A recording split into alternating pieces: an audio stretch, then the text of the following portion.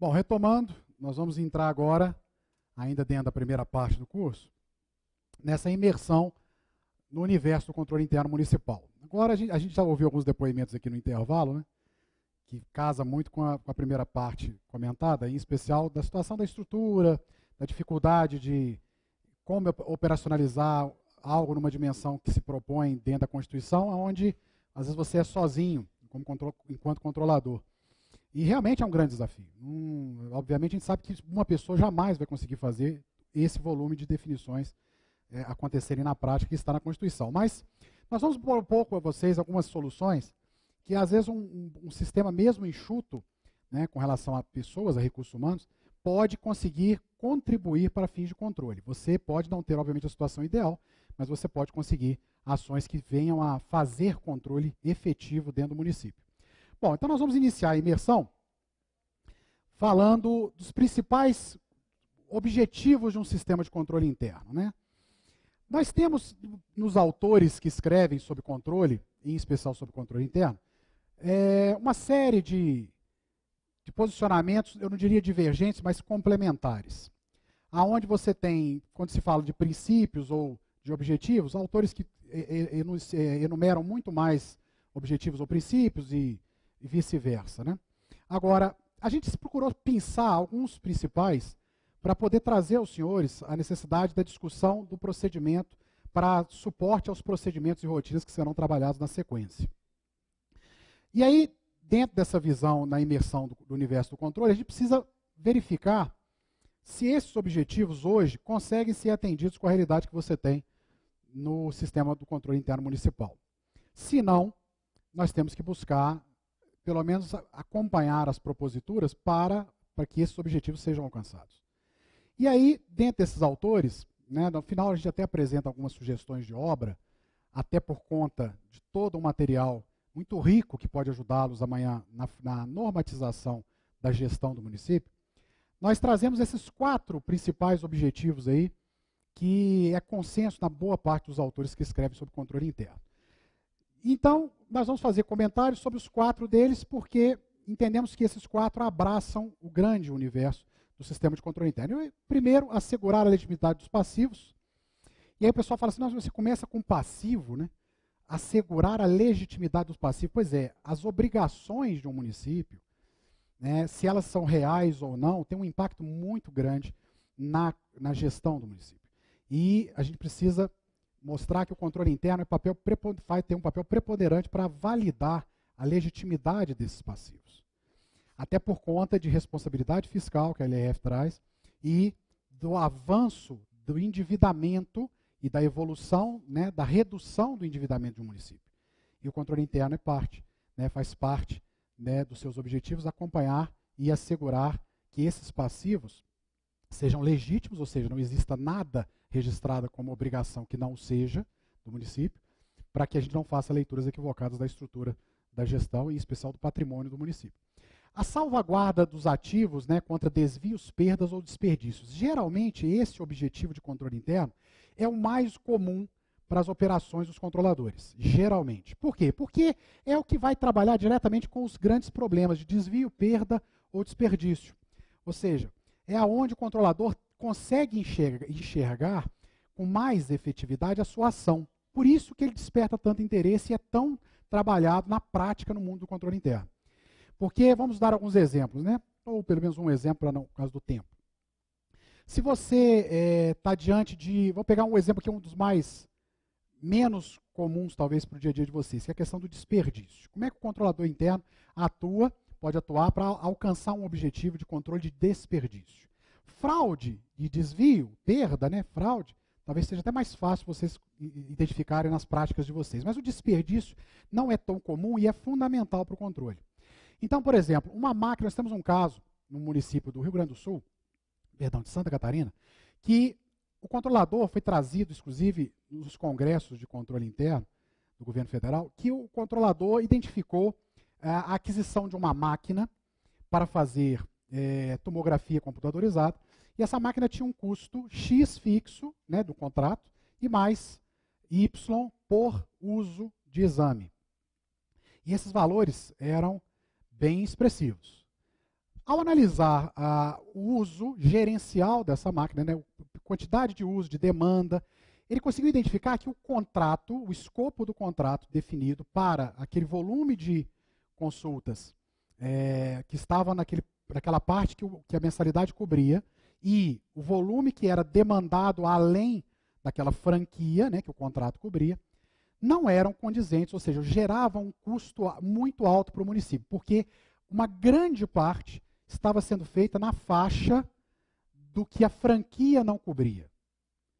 Consequentemente, diligenciou o chefe da área, o gestor da área de saúde, foi revisto o contrato e adequou-se o contrato, ampliando o leque de franquias, de exames franqueados pelo valor mensal, e poucas exceções começaram a ser pagas, que eram caras, com situações excepcionais.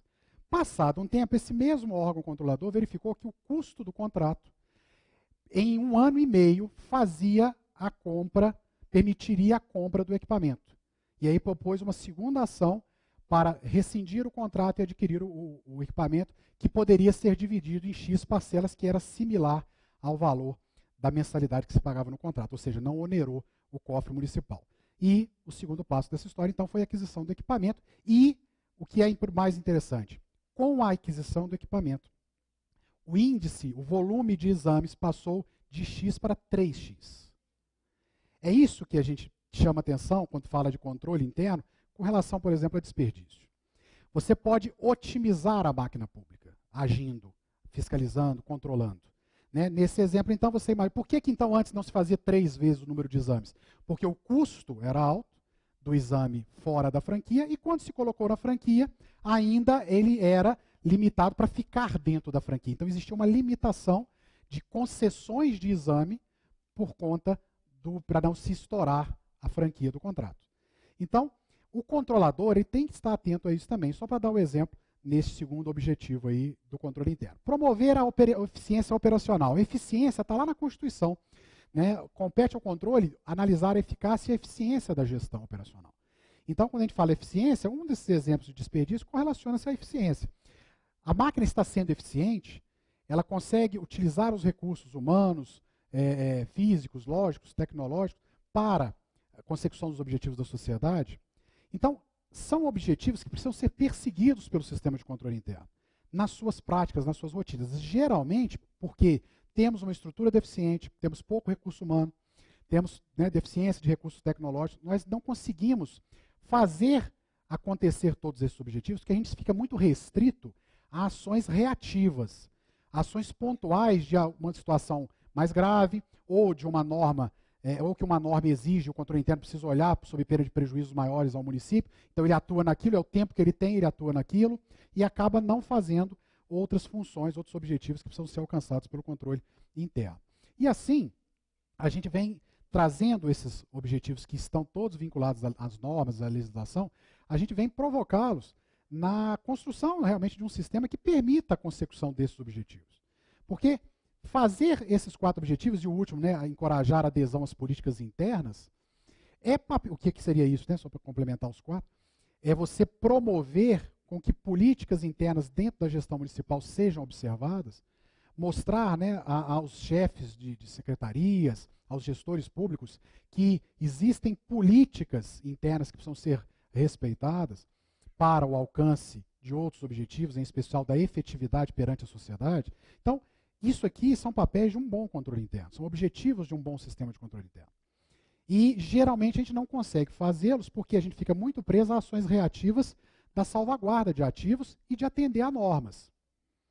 E aí vocês estão desse lado falam assim, bom, realmente é muito bonito no papel, o ideal, e eu falei isso no início da conversa com vocês. A distância do ideal para a situação que vocês vivem é muito grande. A gente não vai tampar o sol com a peneira, não. Agora, a gente também precisa entender que colocar esta explicação e este argumento como um fator que não nos permite sair do primeiro degrau para ir para o segundo, se a escada tem 10, se o 10º degrau é o sistema de controle interno na concepção de tudo que está sendo mostrado aqui, eu não consigo chegar ao 10º, então eu não vou sair do primeiro para o segundo. É isso que a gente não gostaria que vocês fizessem. Que a gente gostaria que vocês entendessem que se você conseguir fazer o movimento de levar o sistema de controle interno do primeiro para o segundo degrau, nós do Tribunal de Contas vamos nos dar por satisfeito como uma primeira etapa vencida, de várias até chegarmos a um 10º degrau. Okay? Então, esses são os 4 objetivos. Agora vamos entender rapidamente o conceito, né, para a gente poder avançar e chegarmos depois também na parte finalística, na parte da tarde, na parte prática, né, que vai ser dada na parte da tarde. Assegurar a legitimidade dos passivos. Né? A não observância, né, errado no plural, hein? A não observância de se assegurar a legalidade dos passivos do controle interno, ela gera demonstrações contábeis irreais. Bom, então aí nós já estamos falando de uma responsabilidade do controlador interno.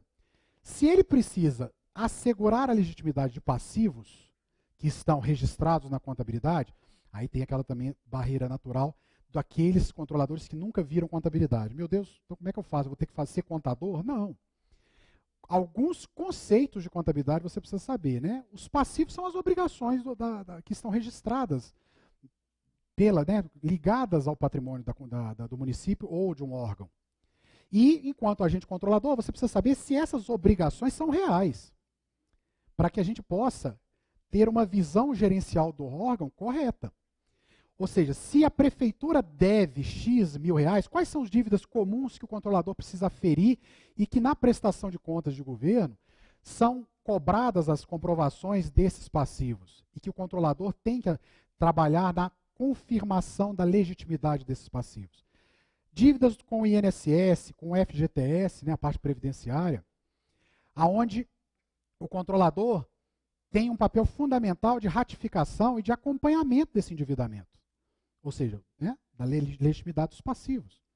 Se você não acompanha esse endividamento, pode estar o município tomando uma dimensão em termos de endividamento em que ele pode inviabilizar uma série de ações operacionais do gestor público.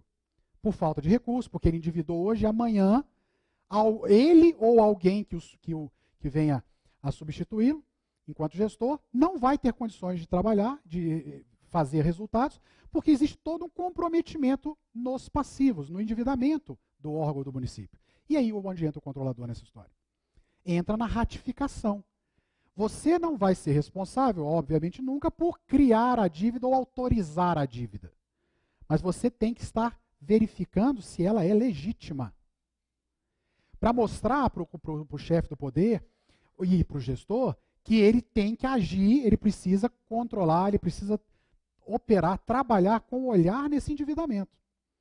Então, endividamentos com esses mundos de previdência, área trabalhista em especial, elas são as mais comuns porque elas geram bolas de neve na máquina pública. E o controle interno não pode ficar alheio ao crescimento disso. Pelo contrário, por força da LRF, o endividamento tem que ser decrescente. O controle interno é partícipe no processo de acompanhamento desta redução do endividamento. Para isso existem os relatórios de gestão fiscal e relatório resumido de execução orçamentária, que vão mostrando, em especial o relatório de gestão fiscal, que vai mostrando esta realidade de endividamento. Fora as demonstrações contábeis, né, os balanços, né, balanço patrimonial que traz o passivo. Então, se você não conhece a informação contábil, onde se apresentam os passivos, posso falar para vocês que não precisa ser contador para entendê-la. Porque passivo é sinônimo de obrigação. Né? E obrigação, ela vem escrita na demonstração contábil. Obrigação, né, passivo com o INSS, a previdência. Obrigado, contribuições previdenciárias. E isso, qualquer profissional que está na administração pública fazendo controle, realmente precisa saber, para verificar essa legitimidade. Então, esse é um ponto fundamental que a gente chama atenção, porque endividamento igual restos a pagar, né, que são as dívidas de curto prazo, os fornecedores, as dívidas de maior prazo, né, definidas em contratos, elas todas precisam estar escrituradas, né, registradas na contabilidade. E se não estão, o controle interno precisa verificar se estão ou não estão. Porque se não estão, o passivo do município é ilegítimo. E é onde as grandes descobertas de problemas aparecem. Porque quando se acorda para uma determinada informação irreal de um passivo, às vezes é tarde para a solução financeira do município para fins de você poder fazer uma gestão mais confortável em termos de caixa. Quando você descobre lá na frente que existe uma dívida, né, toda escriturada, registrada, formalizada com um órgão de uma previdência, que vai impactar no uso dos recursos do município por 1 ano, 2, 3, 5 anos. Isso não estava, no suporte documental não estava registrado. O prejuízo para o município é muito grande. Porque isso pode gerar a inviabilidade, consequente inadimplência do município em alguns compromissos, que podem gerar, em especial, o bloqueio de repasse de verbas por inadimplência. Tem muita situação que pode ser danosa, oriunda de uma falta de controle de passivo. Por isso que é um dos objetivos de controle interno. Não dá para confiar, como a gente falou lá na questão, no início da fala, do poder, confiar no gestor público, que ele vai gerenciar com o seu secretário de Fazenda, de Finanças, né, ou chefe da área do Departamento de Finanças, no município, né, cada estrutura municipal tem um termo, um nome, né, dentro do seu organograma, mas não dá para confiar pura e simplesmente, e quem faz a informação contábil, neste quesito, dentre alguns outros também que nós vamos falar, porque ela é de tão importância que um erro numa informação dessa pode gerar um caos da administração municipal. Então, senhores controladores, atentem para a legitimidade dos passivos que estão escriturados, que têm que estar escriturados, com um suporte documental de qualidade pela contabilidade que vocês têm que ter acesso. Então, a gente chama atenção para esses exemplos, depois será apresentado nos casos reais, né, situações também correlacionadas a isso, mas dívidas com previdência, dívidas de curto prazo, em especial os restos a pagar, que é uma luta que gera muito questionamento e diligência da área fim do tribunal, que cobra o suporte documental e posicionamento para aquele resto a pagar, que é aquela dívida de curto prazo que fica de um ano que passa para outro, né, vocês precisam atuar para verificar se esta inscrição de restos a pagar é real, ela é legítima.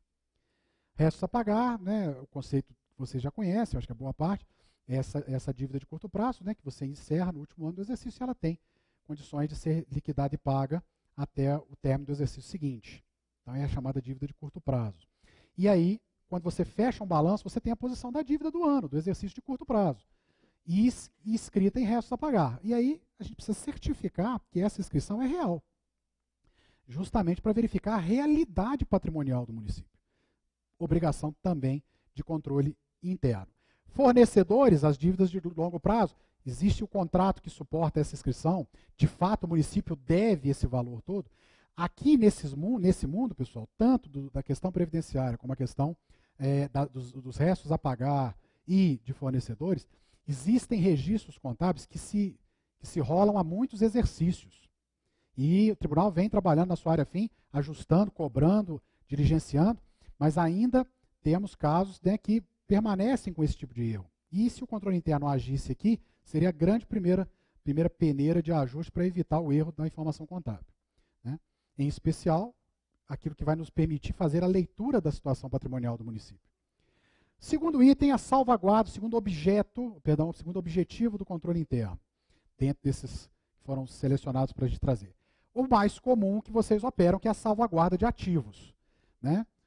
Que protege, os ativos são um conjunto de bens e direitos, né, se falarmos em termos contábeis, mas os bens, os direitos, né, os haveres da administração municipal, você protege esses bens de desvios, perdas ou de desperdícios.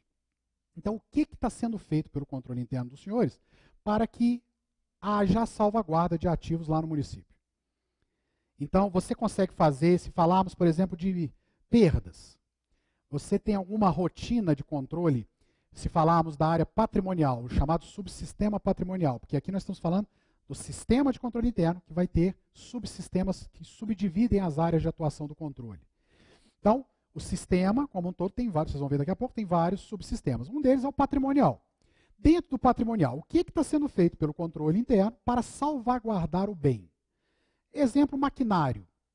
Né? Quando você chega no município e se depara com equipamentos agrícolas, implementos agrícolas que estão ao relento, pegando chuva, sol, todos os intempéries da natureza, que com 2, 3 anos enferrujam, são inservíveis, e o bem é colocado na situação de perda e ele tem que ser dado baixo porque ele não tem mais condições de ser utilizado.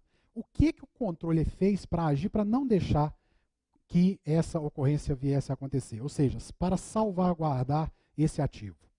Então, aí, daqui vão nascer, desses objetivos que nós estamos comentando, nós vamos nascer o conjunto de procedimentos e rotinas e pontos de atenção de atuação do controle interno.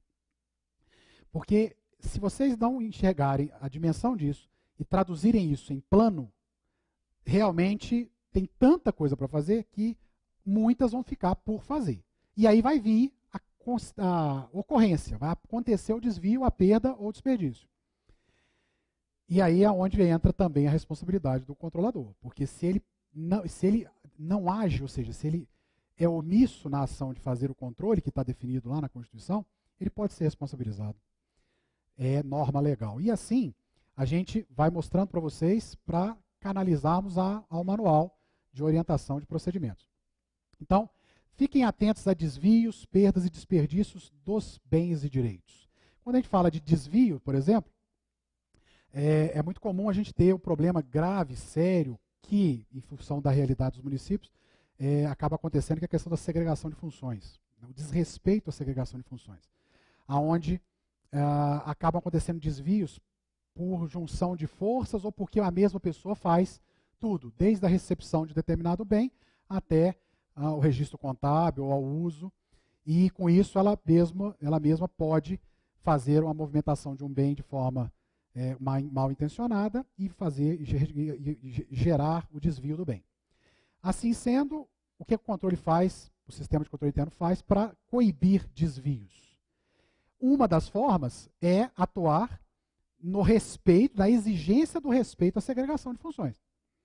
Então, se você consegue enxergar que no fluxo da aquisição de determinado bem não existe o respeito à segregação de funções, você precisa diligenciar, né, como controlador, para que isso seja respeitado, e a isso você reduz consideravelmente a possibilidade de desvio.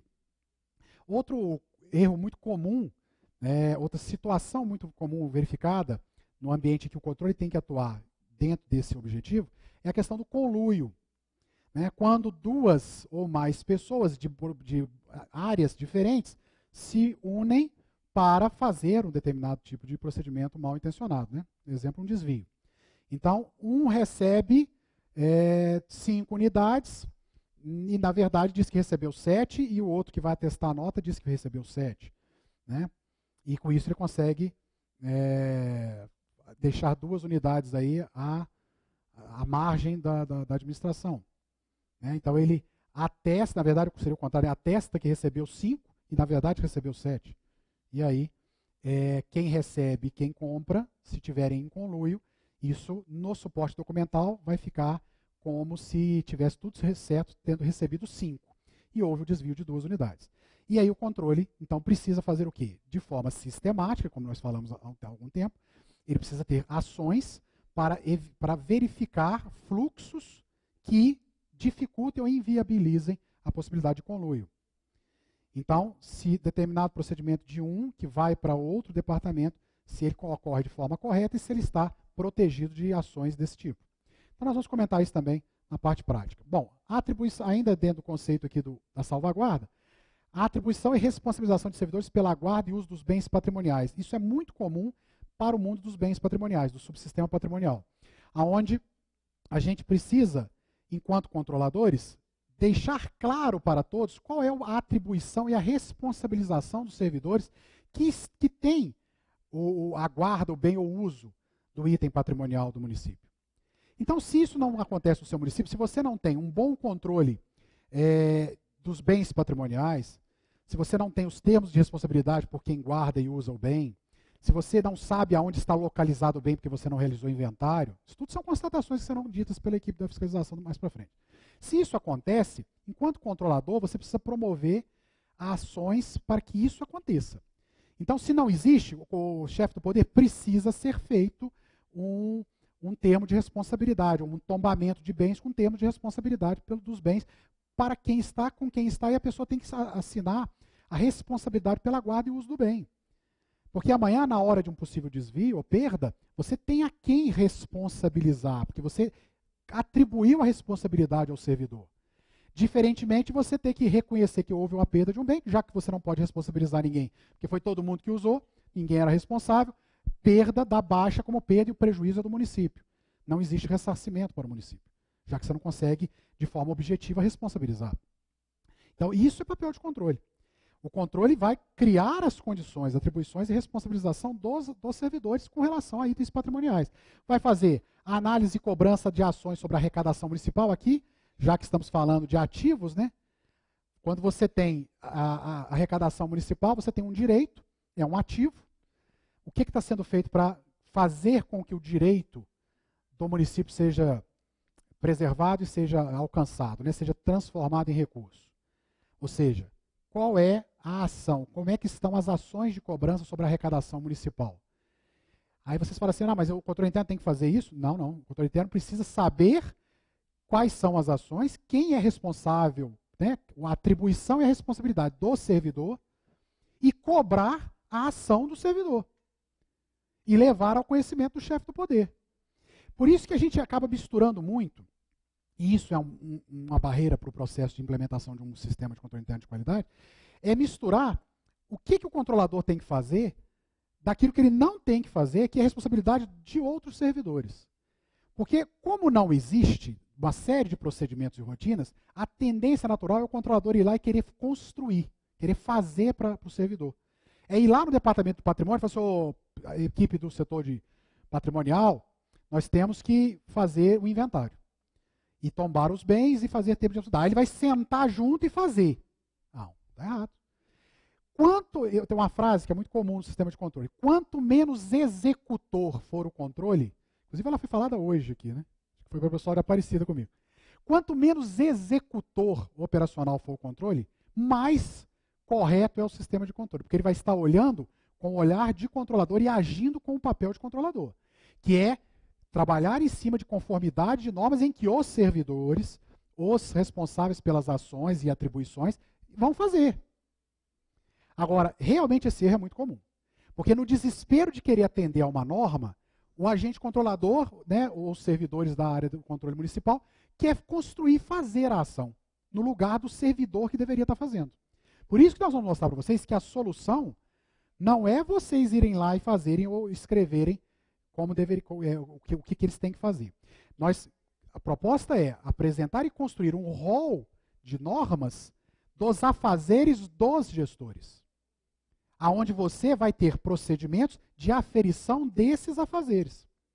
Agora, se não está normatizado, se o afazer do gestor não está normatizado, como que você tem condições de cobrar a qualidade do trabalho de gestor dele, de operador, de servidor, já que isso não está claro? Vai você ficar cobrando e ele ficar se justificando. Não, mas isso não existe. Nunca foi pedido para ser dessa forma. Então, no nosso avanço aqui, vocês vão ver o caminho das pedras para que a realidade mude. Então, outro ponto da salvaguarda de ativos, que é muito importante para a área de controle interno, assim como é a questão dos passivos, é a questão da parte das receitas. Como a gente falou com vocês desde lá de trás, né, da evolução da questão do controle, o olhar para a despesa sempre foi uma questão cultural. Quando a gente chega no avanço da discussão da administração, nós, principalmente na Constituição de 88, nós começamos a dar um capítulo, uma ênfase muito grande ao capítulo da questão da receita, não mais só da despesa. A própria evolução da construção de orçamentos no Brasil mostra isso nitidamente. O orçamento começou só com foco na despesa.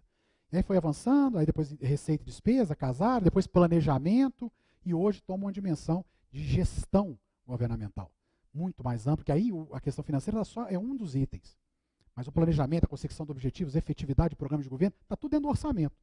E que, por sinal, também é objeto de análise do controle interno. Então, o capítulo da receita para o controle passou também a ser um capítulo para ser olhado com muita ênfase. Porque nós temos casos graves de problemas da receita que o controle tem que operar. Em especial a questão de renúncia e de evasão fiscal. Aí o pessoal fala assim, mas isso não é a situação lá do departamento financeiro? Sim. Praticamente tudo que nós falamos são de outros servidores. O que vocês têm que fazer é verificar se eles estão fazendo o que deveriam fazer. Para isso é o conceito de sistema de controle. Então, nós temos muito problema com a despesa, sim. Temos a questão principalmente da ilegalidade, do ato administrativo que gera despesa sem análise de impacto, sem análise de respeito a normas e a questão legal. Isso está muito ligado ao mundo da despesa. Agora, quando a gente vai na receita, já que a tendência é trabalhar com o que se tem no caixa, o que vai entrar no caixa, e vamos para frente na despesa, né, fechando as torneiras da despesa. Nós enxergamos que um dos grandes novos gargalos, muito fortemente identificados na administração municipal, não só do municipal, mas em especial no municipal, é a questão da receita, da renúncia de receitas e da evasão fiscal. Então, se você tem no seu município a ocorrência de que determinados tributos não vão ser cobrados de determinado contribuinte ou grupo de contribuintes, ou seja, um exemplo de renúncia fiscal, por que isso está acontecendo? Já que é obrigação inerente por lei da administração pública fazer a cobrança dos seus impostos, taxas e tudo que está definido nas normas e nas leis. Para se permitir a renúncia de receita, tem que ter toda uma sequência de procedimentos. E o controle tem que estar atento a isso.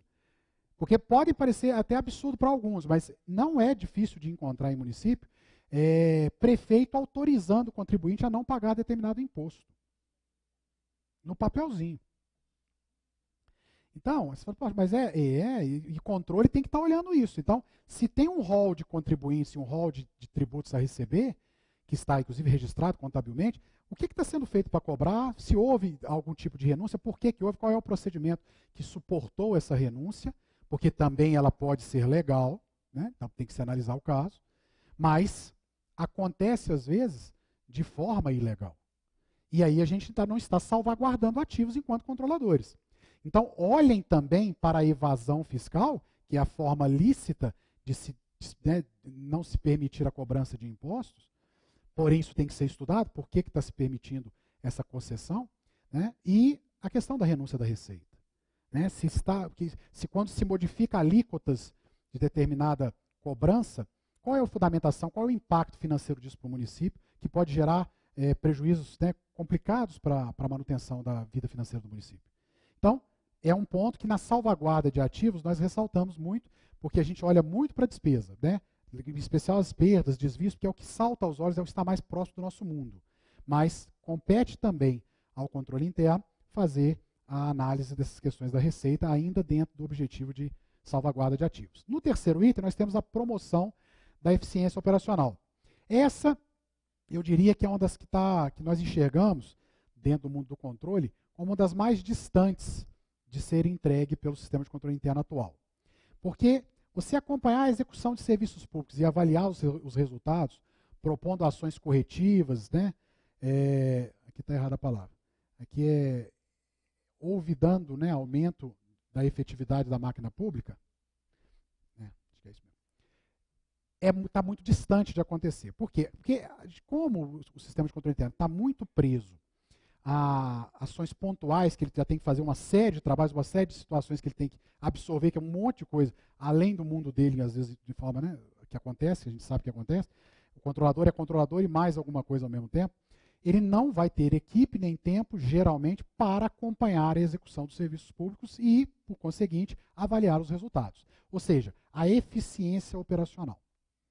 Bom, mas então por que a gente também está trazendo isso e está comentando isso com vocês? Porque este quesito aí, este item, ele é objeto de controle. Ele é objeto do sistema de controle. O controle externo tem avançado na análise deste quesito de forma assim, de forma muito direta. Analisar a eficiência operacional. Então, quando a gente verifica, enquanto controlador externo, se um programa de governo alcançou a sua efetividade, né, a eficiência operacional da máquina pública para entregar o que a sociedade espera, nós estamos tentando cumprir com esse objetivo do sistema de controle. No controle interno municipal, nós temos esse desafio, o acompanhamento de programas, o acompanhamento dos serviços públicos para análise dos seus resultados. Porque só assim você consegue orientar o gestor a, no seu novo planejamento governamental, fazer ajustes. Se você não acompanha o resultado de um serviço público, que geralmente está traduzido em programas de governo, você não vai conseguir subsidiar o ajuste do programa, que precisa ser contemplado na fase do planejamento. Então, passa também a ser, por esse motivo, a obrigação do controle interno aferir, acompanhar os serviços públicos. os resultados em especial, para aferir a eficiência operacional. Isso está lá na Constituição, quando a gente define as obrigações do controle. Então, né, o sistema de controle será exercido para fins de análise da dimensão operacional, financeira, contábil, né, está tudo lá, patrimonial. E, se a gente tem essa obrigação, os sistemas precisam se falar sobre isso, já que falamos da correlação dos sistemas. E aqui, eu volto a falar, o sistema de controle externo tem avançado para cobrar do controle interno este tipo de ação. E a gente não está falando aqui, obviamente, como ameaça, nós estamos falando como o funcionamento dos sistemas para o alcance disso aí. Então, mas eu não sei como é que eu olho, eu não sei como é que eu faço a aferição do resultado de um serviço público.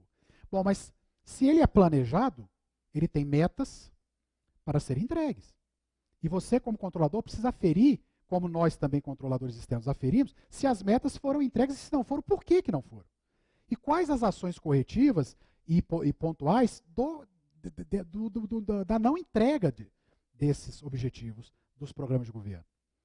Então, leiam, cobrem os gestores sobre o seu planejamento e a sua execução, enquanto controladores.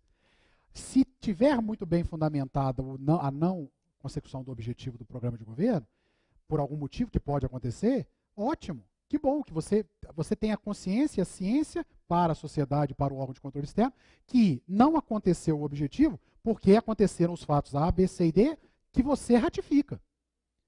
E com isso você valida a não consecução de um objetivo. E agora, se não for assim? Se for o contrário?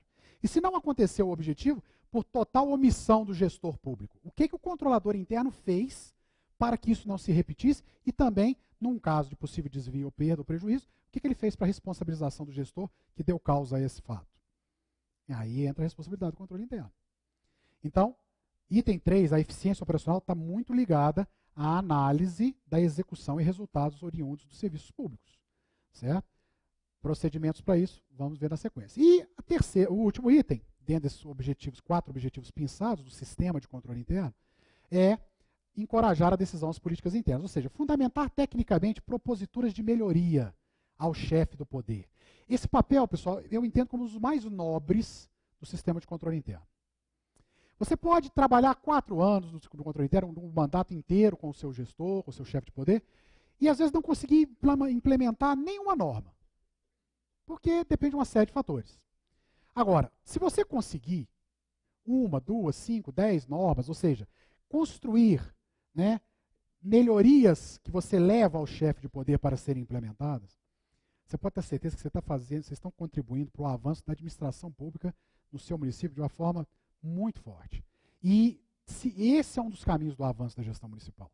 É a provocação do controle interno no chefe do poder, que, quando fundamentado, né, bem tecnicamente fundamentado dentro da legalidade, precisa ser assim, não é assim, sob pena disso, sob prejuízos disso, a sociedade paga um preço assim, sabe? Quando você sensibiliza o gestor, o chefe do poder, e consegue, e em especial a gente usa muito a questão da legalidade para essa sensibilização, porque é onde mais o gestor público fica preocupado, quando a gente consegue fazer isso, a máquina estatal tem um ganho ímpar. Então, eu falo assim com muita segurança de que cursos como esse podem fazer mudar 5% da sua realidade no município. Mas esse 5% tem um efeito tão grande, ele pode evitar tanto desvio, tanto problema, que a gente vai sempre persistir em realizar procedimentos assim. Porque, se vocês não sabem, o índice de retorno de uma ação de controle do TCU, que é a referência enquanto órgão de controle externo no Brasil, por conta de toda uma estrutura, condições de trabalho, né, que há de melhor em termos de controle no Brasil está lá, é referência em muitos aspectos. O índice de retorno que um TCU consegue trazer para a máquina pública, de desvios, fraudes, né, desses itens todos, não chega a 2% daquilo que ele analisa. Quando se fala de recurso financeiro propriamente dito, não chega a 1% do que ele analisa, do que ele audita, do que ele fiscaliza. Agora vocês vão ver alguns dados que vêm de lá, que a efetividade deste retorno de 1 ou 2% quando se fala de todos os bens, direitos e tal, 1% quando se fala do financeiro, de caixa, a efetividade está na sua maior parte ligada a uma ação de controle interno bem feita. A sua maior parte. Então, por isso que a gente não vai desistir de estar trabalhando com vocês. Né? Não tem porquê, porque a gente sabe que o caminho, mesmo com impactos muito distantes do que poderia ser, que gostaríamos que fosse, mas é o caminho. Bom, princípios, já falamos, estamos na imersão, né, do mundo do controle interno, os princípios que estão afetos ao seu trabalho, ao trabalho do sistema de controle interno.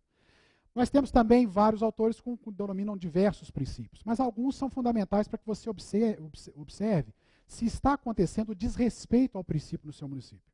Porque na hora que a gente falar de procedimentos e normas, nós vamos estar falando de normas que estão respeitando e observando esses princípios. Então a gente precisa verificar se isso é real no seu mundo ou não. A relação, o princípio das relações intersetoriais, mais conhecido como princípio da segregação de funções. Esse é o primeiro de todo comentário feito no mundo de controle. Segregar funções.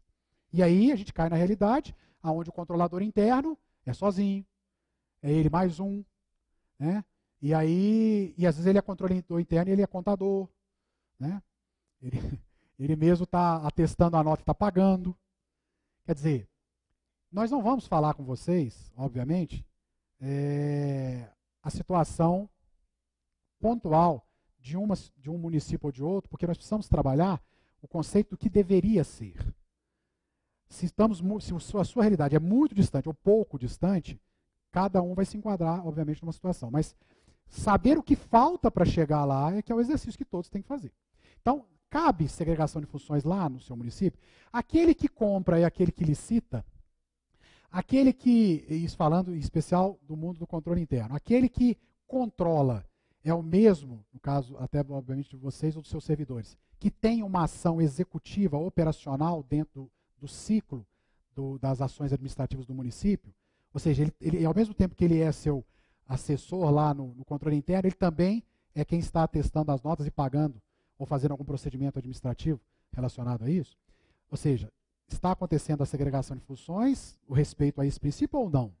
Se não está, esse ponto é muito importante ser corrigido com urgência. Porque ele coloca em xeque toda a operação de controle. Este ponto em especial. Não segregar funções é colocar realmente em risco toda a operação de controle do município. Porque se eu não permito que outro faça a aferição de controle de uma ação de terceiro, eu estou permitindo que o erro seja convalidado por quem o faz. E a maior prova disso é a comparação dos dois sistemas e o trabalho integrado dos dois sistemas sobre a questão de segregação de função. Se o sistema de controle interno tem uma determinada finalidade, tem um fim, que é acompanhar para e passo as ações dos gestores, os atos administrativos do município, para evitar tudo que a gente está falando com vocês, e o controle externo atua de forma fora da estrutura municipal, verificando as questões de salvaguarda de ativos, de procedimentos, de gestão operacional e verificando também a efetividade do controle interno, justamente existe a separação como exemplo da segregação de funções. Porque aonde no município, a gente tem até um gráfico que a gente vai mostrar daqui a pouquinho, aonde no município o controle interno não é estruturado ou é extremamente incipiente, ele não realiza procedimentos, ele não tem papéis de trabalho de segurança, o controle externo é obrigado a triplicar, ou até mais, as suas ações de controle. E esta matemática ela é inversamente proporcional.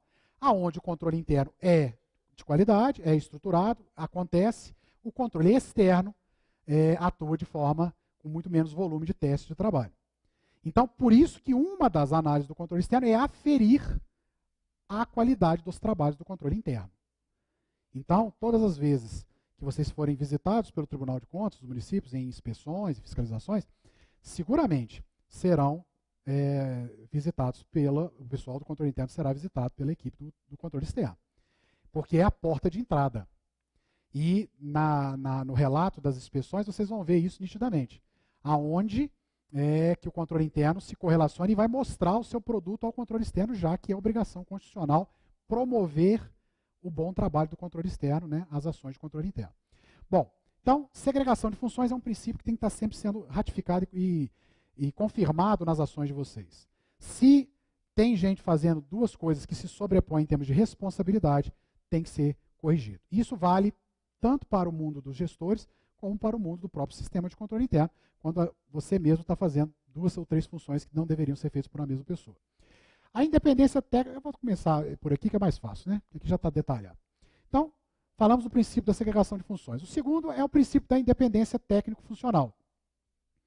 Bom, que pressupõe que o controlador, isso tudo eu volto a falar, eu peço que vocês possam ir fazendo um exercício dessa realidade com o mundo de vocês.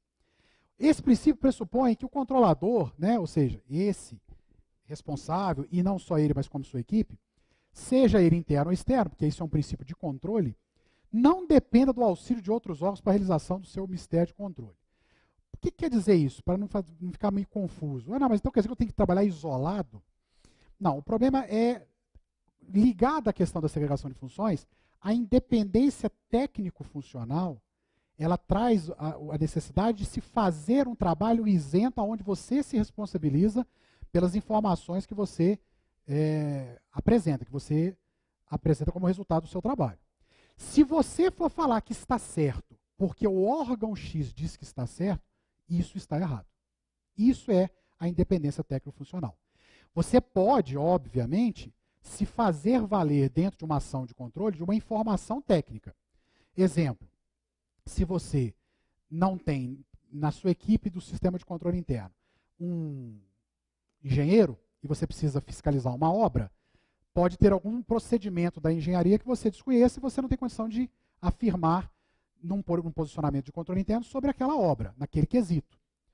Então, determinada medição foi feita e está aqui o laudo, foi pago, eu sou controlador interno, estou olhando o documento de suporte e não entendo esse documento de suporte. Bom, obviamente você pode e deve requisitar apoio técnico profissional, mas não se fazer valer com a responsabilidade técnico-funcional do terceiro em seu nome.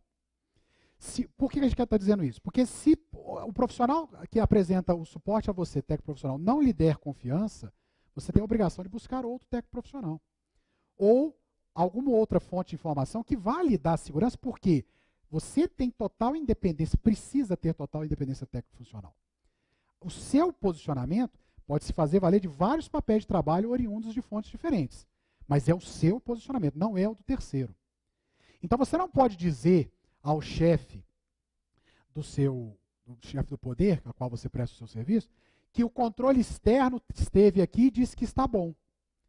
Quem tem que dizer isso é você com os seus papéis de trabalho, com a construção das suas ações de controle, por conta desse princípio, a independência da questão técnico-funcional. Não se usa o trabalho de terceiro de uma responsabilidade que é nossa, que é inerente à ação de controle. Okay? No terceiro princípio, a relação custo-benefício. Isso é muito comum, né? Você já deve ter visto muito esse princípio. Mas, por incrível que pareça, ele também aparece como, às vezes, erros graves acontecidos em gestões onde o gestor quer um controle extremamente excessivo para evitar problema, e com isso ele gera um custo de controle maior do que a ação que ele está inspecionando. Isso acontece muito em situações isoladas, tá? Exemplo, você às vezes adquire uma máquina, né, que, por exemplo, uma máquina copiadora, que para fins de controle espera-se que ela tenha então um software que faça gerenciamento de cópias. Só que o custo dessa máquina é 3 vezes maior do que uma máquina simples que vai tirar a cópia, e que o volume de cópias que você tira não é nada relevante a ponto de exigir um controle eletrônico de cópias a serem tiradas. E aí opta-se em se comprar a máquina que tem o sistema eletrônico para ter controle. E o custo disso é maior do que a efetividade da ação de controle. Então, cuidado com essa relação custo-benefício, porque o custo do controle, e aí a gente vai, nesse exemplo, para a dimensão maior desse princípio, que é o custo do sistema. Não pode ser, né, nem próximo, né, de afrontar a razoabilidade do custo do benefício que ele gera.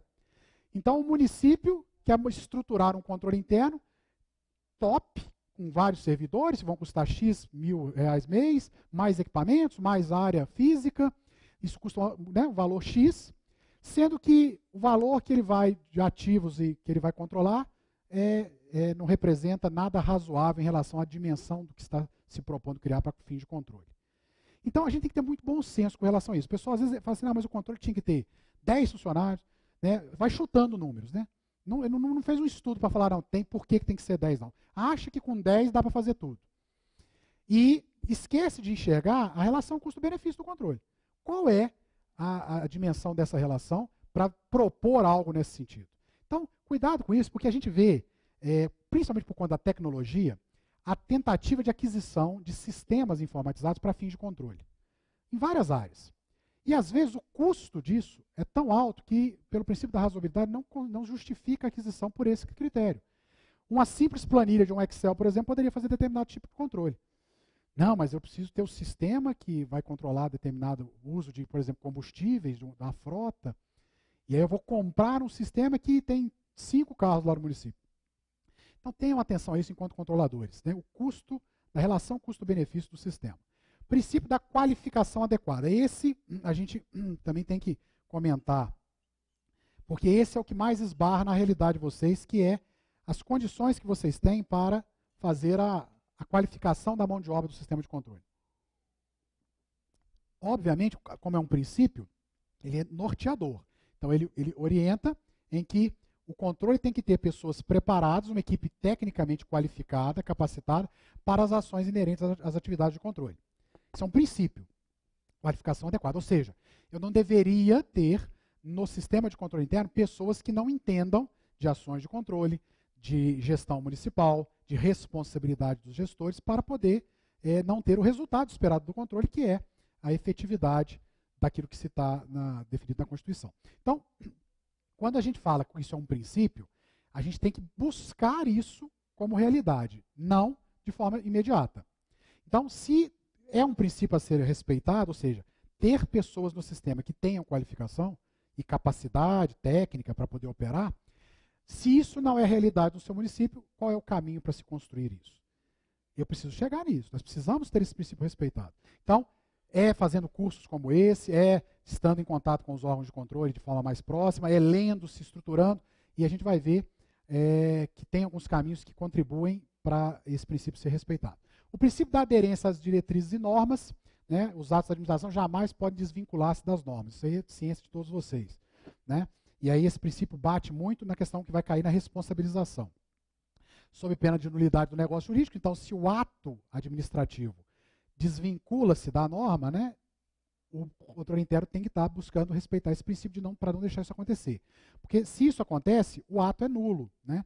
Tem que ser anulado, inclusive o negócio jurídico, se gerar um contrato, precisa ser anulado, que possivelmente se vier a ser celebrado sem essas observâncias. O que a gente quer ressaltar neste princípio, que o controle tem que ter atenção, que é a aderência a diretrizes e normas, e aqui a gente vai falar em especial de normas, não é só leis, né, é que o suporte de orientações emanadas dos tribunais de contas, a gente fica muito preso aqui, desculpa, né, cortando esse comentário, a gente fica muito preso à questão das leis.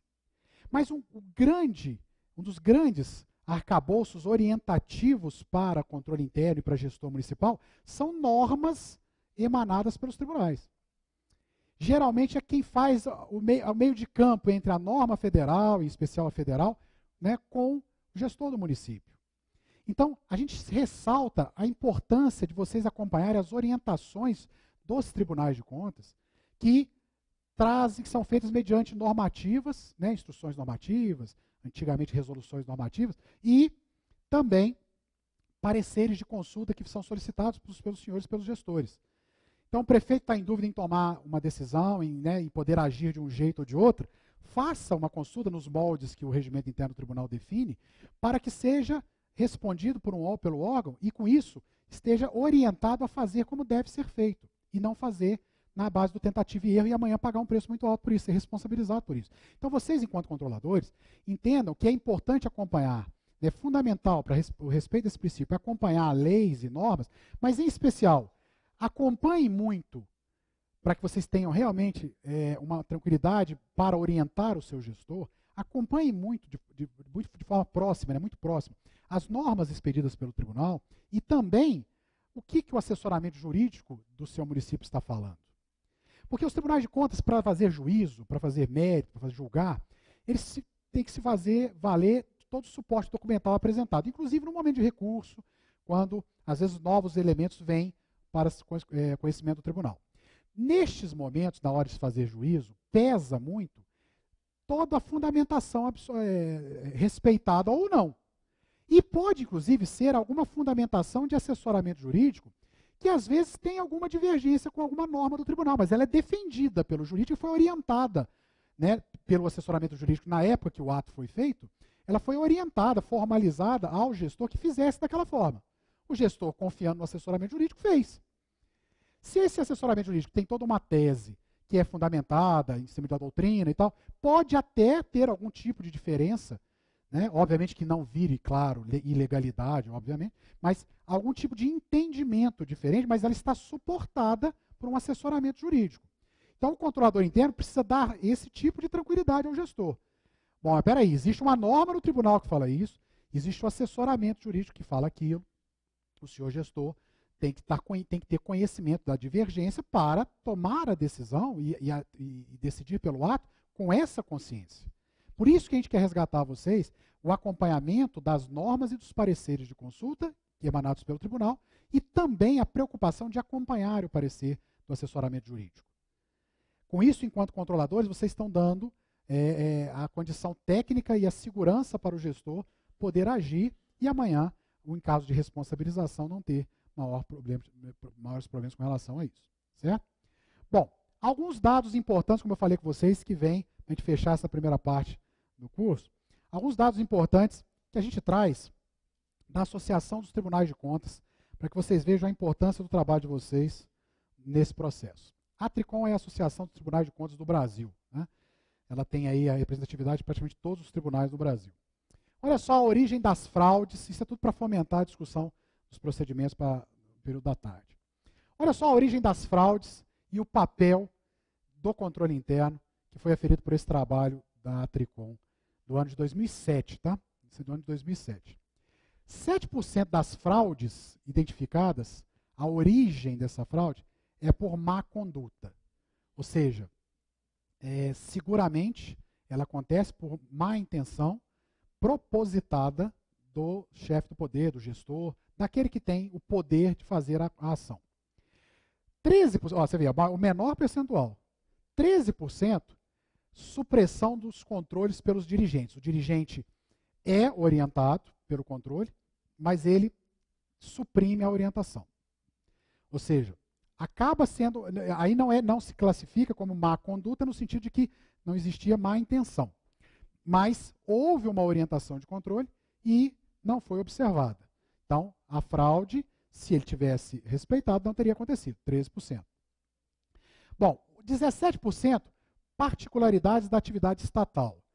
A situação de aproveitamento da estrutura da máquina estatal e dos procedimentos que facilitam algumas fraudes. Então, a legislação, às vezes, tem espaços, né, nas suas normas que permitem um conluio, permitem uma ação que venha a gerar uma fraude. Então, é identificado que, pela atividade estatal, pela estrutura da máquina estatal, se consegue fazer uma fraude. Não se consegue cercar de toda forma para se evitar a fraude. Agora, das fraudes, a maior parte, 63%, vem de uma insuficiência do sistema de controle interno estatal. Então, aí, a gente vai mostrando a importância do item da Constituição ser observado. Ou seja, respeitar a situação de que um controle interno tem as suas atribuições definidas na Constituição, precisa suportar controle externo, para que ambos façam com que os sistemas de controle, né, e aí, o controle interno subsidiando o externo, juntos não permitam a ocorrência de fraudes. Então, esses 63% aqui estão relacionados a casos em que, se o controle interno existisse nos moldes desenhados e estivesse operando, elas seriam evitadas. 63%. Aqui não tem jeito, porque já é uma decisão definida, fechada. Aqui você houve a manifestação, porém não foi observada. E aqui os gaps, né, os espaços, as lacunas que a atividade estatal permite para a ocorrência de fraudes. Mas aqui, realmente, que, né, somando a gente tem os 100% identificado, nós temos o impacto da força, da importância de um controle interno bem estruturado fazendo o seu trabalho. Então, por esses motivos, a ATRICON, né, que é a Associação dos Tribunais de Contas, vem trabalhando nessa frente também de trabalho de buscar o avanço dos controles internos, em especial os municipais. Porque está evidenciado nos estudos feitos pela ATRICON essa realidade. Agora, olha esse outro cenário aqui. O percentual de êxito no combate às fraudes. Aí quando você verifica, né, por que você conseguiu não permitir com que uma fraude acontecesse. Na mesma fonte, na ATRICON de 2007. Aí nós temos auditoria externa. Olha só como é que isso é impactante. Auditoria externa, né, aquela turma que chega, vem, olha, faz o trabalho e consegue bloquear a ocorrência da fraude. Auditoria externa, nós temos a ocorrência aí de 2%. As informações de funcionários, aqueles que fazem denúncias e sensibilizam o sistema de controle que vai agir e combater a fraude, também somente 2%. Aqui a gente acha que aqui acontece muito, né? Acontece muito, mas o impacto disso é de 2%. Investigação especial, ou seja, nasce de uma área de inteligência, é estudada a ação ela é preparada para um foco específico, né, especial, uma ação pontual, também 2%. Coincidência. Coincidência é aquela situação que você está atirando um lado e atinge o outro. Né? Você vai fazer uma inspeção para olhar uma coisa, chega lá, você se depara com uma outra irregularidade, ou uma irregularidade, e aí você reconstrói o foco da ação de controle para poder atingir aquela fraude, aquela irregularidade que está acontecendo. 3%. Denúncias anônimas, isso ajuda muito, por isso que os órgãos de controle trabalham muito com o fomentar do controle social. Porque a denúncia anônima, bem construída, ela é o grande olhar do controle. E vocês, controladores internos, têm que se preparar para estar recebendo e atuando em denúncias também. Claro que não é qualquer coisa que chega que a gente tem que agir, porque tem muita situação que envolve outras variáveis, interesses políticos para prejudicar determinado candidato, tudo isso acontece. Agora, que tem muita ação pontual, que vem por uma denúncia e que gera uma ação de controle, que dá efetividade contra uma fraude, é muito. Porque 5% aqui representa muita coisa. Controle interno federal, a maior parte da efetividade da ação, dessas primeiras 5 aí, como está aí mesmo, vem de denúncia. Ele tem um espaço, como o tribunal também tem, um espaço no site para permitir a denúncia. A denúncia que pode te dar elementos suficientes para fazer a ação de controle. Então, geralmente é assim que a gente trabalha, ainda mais mesmo sendo controle interno. O controle externo faz muito isso. Quais são as condições da denúncia? Ela está toda estruturada dentro daquilo mínimo suficiente para se fazer uma ação de controle. Ela starta uma ação de controle ou não? Às vezes ela tem elementos suficientes e você precisa complementar com mais alguns e fazer a ação de controle. Mas tenho certeza que a denúncia ela tem um impacto muito forte para as ações de controle. E eu volto a falar, a gente não pode idealizar e sonhar com o controle que vai coibir tudo, porque não existe. Não existe. Para existir, você teria que ter um controle mais caro do que a ação, consequentemente você fere o princípio do custo-benefício.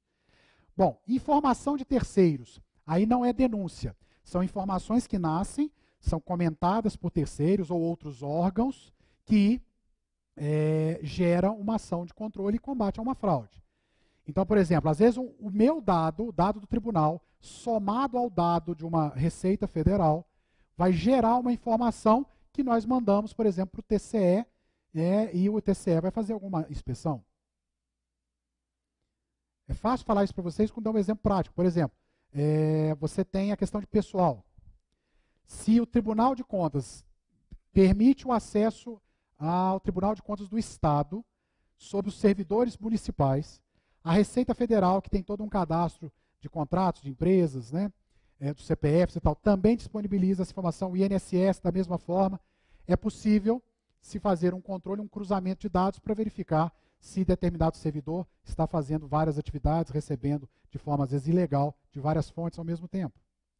Então, isso nasce de informações de terceiros que se somam e combatem fraude. Temos com 9%. Auditoria interna. Bom, aqui as ações relacionadas, as ações finalísticas de controle de auditoria interna no ambiente da administração pública. 26% de combate à fraude é coibido, né? Ou seja, o êxito ao combate existe mediante a auditoria interna. Ou seja, aqui eu chamo a atenção de vocês para o seguinte, isso aqui é um procedimento de controle. A auditagem é é um procedimento. Se você, no plano de ação seu de controlador interno, do seu sistema de controle interno, não contempla a auditagem, é um dado importante para você refletir a necessidade de inserção de auditagens. Nós vamos falar disso também na parte da tarde. Então, a gente vai falar muito de dois procedimentos em especial, as fiscalizações ou inspeção e as auditagens, as auditorias.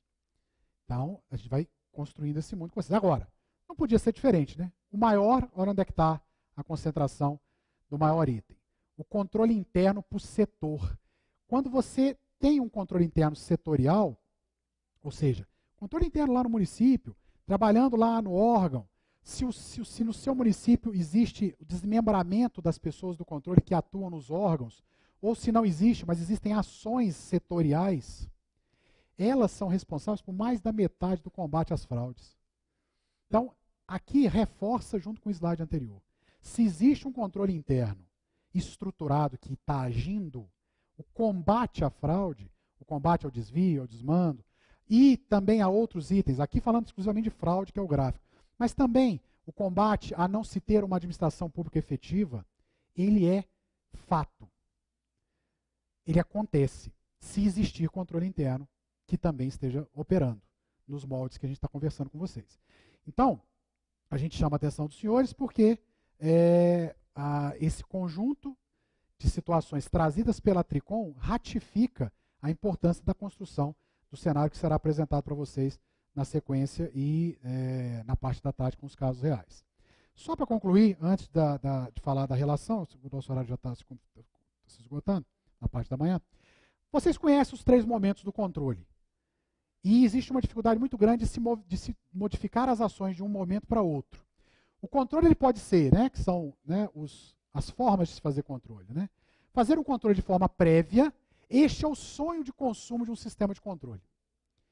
Fazê-lo preventivamente. Até porque, isso é importante para vocês se sensibilizarem, o custo do controle preventivo é infinitamente inferior ao controle corretivo. E principalmente, não é só o custo, a efetividade do controle. Porque uma vez o ato administrativo errado, gerando dano, a reversão disso é muito pequena, a efetividade da reversão é muito pequena. Agora, se você faz controle preventivo, você está evitando, além de custar bem menos, você está evitando muito problema e consequentemente, fazendo com que a administração pública seja efetiva.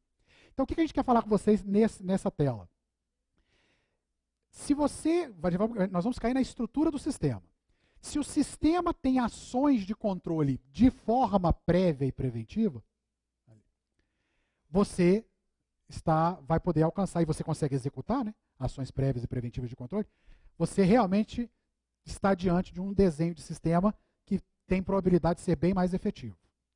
Porque aqui a gente quer, quanto mais ser preventivo, mais efetivo enquanto controladores seremos. E então a gente quer isso, a gente busca isso. Então o controle externo vai buscando, junto com o controle interno, as ações preventivas. Exemplo, recentemente quem acompanha a legislação sabe que o tribunal, a partir desse ano, no início do ano, passou a exigir o encaminhamento de editais e de contratos e licitações, e também lá dos concursos para contratação temporária, concursos públicos, os editais. Certo? Você que trabalha. Prazo de 3 dias da publicação. É isso? Está na Instrução Normativa número 15 do TCM. Isso é um exemplo de um avanço do controle para se fazer controle prévio ou preventivo. Porque é muito simples de entender isso. Se a informação chega para nós a tempo de atuarmos para não permitir determinado tipo de aquisição por uma licitação, um contrato que tenha um vício, olha quanto que isso custa para o controle e o efeito que isso gera na efetividade da máquina pública. Então, se está flagrante uma ilegalidade no edital, e o edital chega para nós antes de surtir seus efeitos das fases da licitação, nós podemos emitir uma cautelar, como já fizemos, e suspendemos o edital de licitação. Qual é o custo disso? O controle atuando previamente, analisando os seus auditores, analisando o teor, gerando um relatório mais rápido, pontual, submetendo ao colegiado para a expedição de uma cautelar. Este é o custo de horas de trabalho. Qual seria o custo se esse edital surtisse todos os seus efeitos de contratação e tal? Isso depende do valor do contrato. Pode ser um prejuízo de superfaturamento, aonde esse prejuízo vai ficar amargado no cofre público. A repatriação desse dinheiro é muito difícil, trazê-lo de volta para o cofre público. E o controle não foi eficiente como sistema.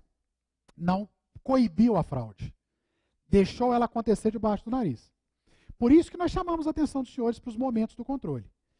O que o sistema de controle interno faz para fazer ações preventivas, ações prévias para evitar fraudes ou conluios ou qualquer outro prejuízo que possa vir a gerar para a máquina pública. Então, se não tem, vocês devem estar fazendo uma série de perguntas no sentido assim, eu fico me colocando do lado de vocês. Meu Deus, se questiona tanto, onde é que estão as respostas? Né? As respostas vão ser também apresentadas. A gente tem que mostrar a distância, no primeiro momento, para provocá-los. Provocá-los no bom sentido, obviamente. Então, que a gente entenda que a ação prévia ou preventiva tem um efeito, para fins de controle, de efetividade de controle, muito maior que qualquer outra ação concomitante, principalmente as subsequentes. Lembre-se disso, porque na medida que vocês construam um sistema de controle interno com ações preventivas, e aí é rotina, é rito, é, por exemplo, validar um edital, é verificar se o edital tem as principais informações necessárias, se o custo foi aferido para aquela propositura de aquisição está de acordo com o mercado. Algumas ações que serão faladas, que feitas previamente, fazem o controle acontecer e evitam a fraude. As ações concomitantes ou sucessivas, né? Aquelas que estão ao mesmo tempo sendo feitas pelo controle e sendo feitas pela gestão. Então elas acompanham a realização do ato, evitando falhas, desvios ou fraudes. É aquela situação em que você está junto com o gestor em determinados momentos, aferindo a ação e o ato administrativo. Então, se ele vai assinar um contrato, né, o prefeito, ou se ele vai fazer alguma ação pontual, lançamento de algum evento, né, onde você possa enxergar que aquela ação possa gerar algum dano, você estando presente, orientando, você está fazendo a figura do controle concomitante, que também é um dos mais baratos, porque ainda é o tempo de se evitar a fraude, não agir na consequência da fraude. Então, a gente costuma colocar uma linha imaginária em dois momentos do controle, embora aqui nós tenhamos 3 subdivididos em termos técnicos. Mas, para fins de efetividade, nós temos 2 grandes momentos, o antes e o depois do ato. Se você consegue agir bem antes ou até a emissão do ato, por isso o concomitante, né, acompanhar, por exemplo, o acompanhamento de um contrato. Esse é só cortando esse comentário meu. O acompanhamento de um contrato é uma ação concomitante. Você tem um contrato que está vigente, ele tem um objeto, um escopo, que tem que ser entregue, prestado o serviço ou bem, e você está monitorando a execução do contrato. Isso é um controle concomitante. Você não vai deixar para agir depois que executou, pagou o contrato inteiro, aí você vai olhar, cadê a obra que tinha que ter esses detalhes aqui e que não foram entregues dessa forma, e as medições foram feitas, foi tudo pago, e o controle só foi ver isso depois que já quitou o contrato inteiro. É a falta do controle concomitante. Aí ele vai entrar no controle subsequente. O que seria nesse caso, nesse exemplo? Ele vai tentar repatriar ou responsabilizar o contratado, com base nas cláusulas contratuais. Aí o controle vai manifestar ao chefe do poder que acione a execução do contrato, porque o produto não foi entregue na qualidade. Bom, mas aí praticamente a Inês é morta. E o custo é muito mais alto, que é guerra judicial. A efetividade dessa resposta é muito aquém do que geralmente deveria ser. Então, um dos exemplos clássicos do mundo do controle federal sobre a questão do controle concomitante não ocorrido, que gerou o prejuízo, e aí tem uma série de variáveis, mas o exemplo a gente coloca, foi o caso do TRT de São Paulo, do caso do juiz Lalau, que eu acho que vocês, a maioria, acompanhou isso, né, da construção do prédio do TRT, da sede do TRT de São Paulo, aonde foram feitas medições de uma série de sub-áreas da empreita, do trabalho, né, a obra custou em torno de 40 milhões, já tinham sido pagos 130, 140, quase 150, tinham pago 4 vezes o valor da obra. E o principal ponto diagnosticado pelo TCU, na época, que teve uma barreira para agir nos primeiros anos da obra, e quando conseguiu agir, bateu na Procuradoria da República do Estado de São Paulo, e que obrigou a exigência de auditorias, isso depois de 3 anos de obra. O TCU mostrou que um dos maiores responsáveis por aquele desvio foi o conluio do controle interno com aqueles senhores responsáveis pelo desvio. Porque existia todo o atesto, tanto dos engenheiros, que eram partícipes do conluio, como do controle interno, que também atestava as medições para fins de pagamento. Então, eu lembro de um caso desse exemplo, muito real, que ficou muito forte na apresentação desse trabalho do TCU, que foi a medição dos elevadores do prédio, porque eles construíram a estrutura, o esqueleto do prédio, construíram a vidraçaria do prédio toda, que é uma coisa que se faz em obra geralmente no final, por conta de quebras e tal, né? Porque lá dentro você ainda tem que fazer muita coisa. Por quê? Justamente para que, para a parte estética, ficasse parecendo que o prédio estava pronto. E por dentro ele era um esqueleto, só a estrutura básica de obra. E no caso dos elevadores, foram feitas medições que tinham, e foram pagas, 96% dos elevadores tinham sido medidos e pagos. E as fotografias mostravam as peças dos elevadores todas espalhadas nos andares do TRT. E aí a gente pergunta a vocês, se um controle interno, né, o externo também, o externo que fez essa auditoria e mostrou isso, mas se o interno tivesse acompanhado, claro, ele estava em conluio. Mas se tivesse feito o seu trabalho, é por isso que foi arrolado no processo e respondem também no processo. Mas, nos processos foram vários. Mas se tivesse agido com o propósito que se espera, né, e o conluio é muito complicado por isso, porque o conluio junta todo mundo, quando junta todos os partícipes, realmente dificulta. Por isso que tem controle externo também. Mais um exemplo. Você não consegue ter somente um nível de controle, porque pode existir conluio com esse nível de controle. Então você tem que ter um terceiro agente, que é o operador, o primeiro controlador e o segundo controlador isentos, teoricamente isentos.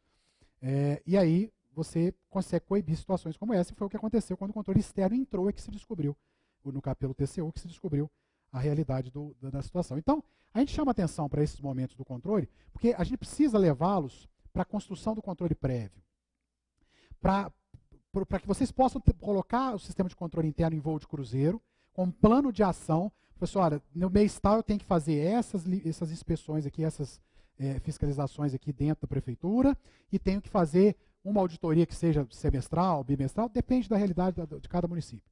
Mas a construção de um plano de ação do sistema de controle precisa acontecer para que o controle prévio aconteça e, com isso, a gente coíba fraudes, desvios e faça todos aqueles objetivos do controle serem reais. A salvaguarda de ativos, a questão dos passivos, tudo aquilo ser real.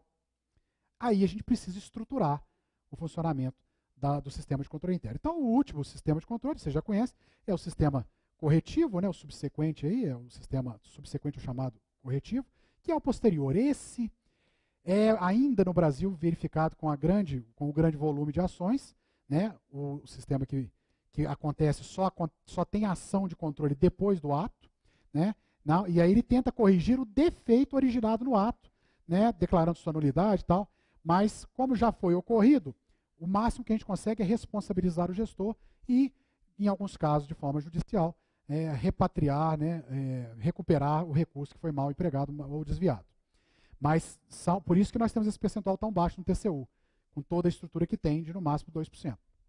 Agora, 2% em bilhões é muito dinheiro. Por isso que paga todo o custo do controle e ainda sobra muito dinheiro. Por isso que na relação custo-benefício, isso não é ponto de problema para a manutenção do sistema de controle.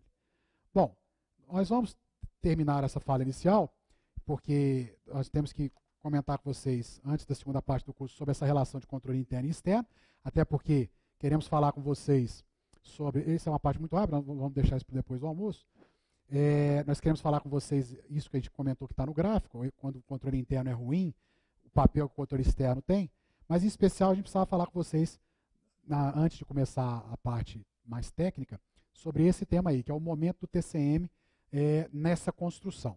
Vamos deixar para falar isso com vocês na parte da tarde, que a segunda parte nós vamos entrar nas normas, procedimentos e rotinas, depois do almoço. Nesse momento, nós vamos apresentar um desenho, né, um caminho de construção para você analisar se a realidade do seu município está próxima, distante ou não, e entraremos com os casos reais verificados pela equipe de fiscalização do tribunal. Neste momento agora a gente faz essa paradinha para abrir para algumas perguntas pontuais que vocês queiram fazer, né, e o microfone está aberto à disposição de vocês. Para quem quiser se ausentar, o retorno é às 14 horas, tá, após o almoço.